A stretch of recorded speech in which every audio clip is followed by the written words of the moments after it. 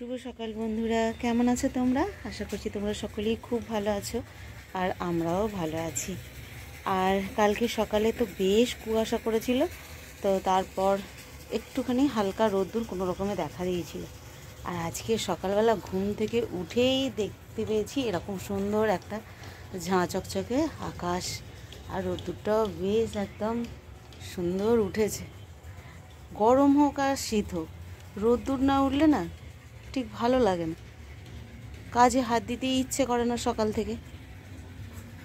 তো আজকে কিছুটা কাচাকুচি করেছি, আর এই যে ঠাকুরের বাসনগুলো সবে বার করেছি, ধোয়াও হয়নি, এই ধোবো আর পুজো করব। আর আজকে এরকম রোদ্দুর দেখে 2 বালতি কাচাকুচি করে নিয়েছি জানো, আর ছাদেও নিয়ে চলে এসেছি। আর মা এখন বলল যে আমারও স্নান টান মিটে গেছে, তো একবারে আমি গিয়ে মিলে দিচ্ছি, তোকে এখন আর মিলতে হবে না। তো আমি বললাম বেশ, তাহলে ভালোই হবে, ঠিক আছে, আমি পুজোর কাজগুলো করে ফেলি, মা এসে সব মিলে দেবে একসঙ্গে। আর আজকে তো ষষ্ঠীর ব্যাপার আছে, মা মেয়ের দুজনেরই একসঙ্গে ষষ্ঠী। তো আমাদের আবার একবেলা মানে এই দুপুরে ভাত খেতে হয়, রাত্রের বেলা আর সগরি কিছু খাওয়া যাবে না, রাত্রের বেলা যা কিছু নিরামিষ খাওয়া দাওয়া করতে হবে। তো চলো আজকের ব্লগটা দেখতে থাকো, আশা করি নিশ্চয়ই তোমাদের একটু হলেও ভালো লাগবে। আর রান্নাবান্না তো বসিয়েই দিয়েছি, আর এখন এই যে পাড়ার পুজোর প্রসাদ এই মাত্র দিয়ে গেল।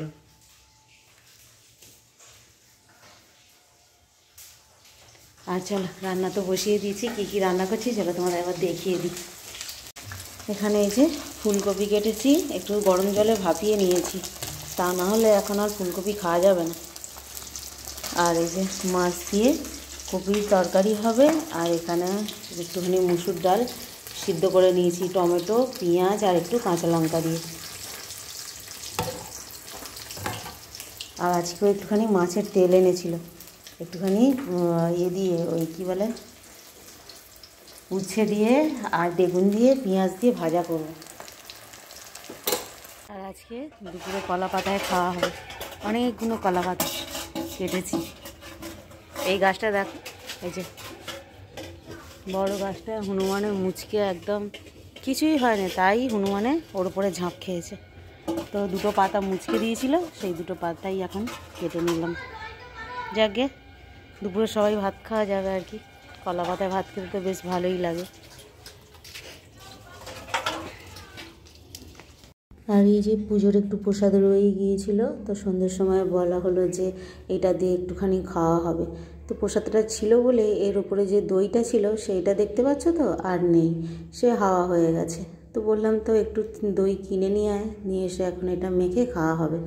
তো বললো না এখন আর দই কিনে আনতে হবে না, তো একটু নারকেল, কচি নারকেল আছে, এই কাঁচা নারকেল একটু কুড়ে দিলেই ভালো হবে। তো একদম কচি মানে না, একদম কচি, এটা সেই কুড়ুনি দিয়ে করা যাবে না। তো এরকমভাবে কেটে দিল। আর ওকেও বারবার বলছি দেখিস বাবা সাবধানে কর, হাত ফাত কাটিস না। আমরা যতই ভয় পাই না কেন, ওদের কোনো ব্যাপার না। তো চলো বন্ধুরা, আজকের ব্লগটা এই পর্যন্তই, পরের দিন আবার দেখা হবে, ততক্ষণ টাটা। আমরা একটু প্রসাদটা খেয়ে নিই।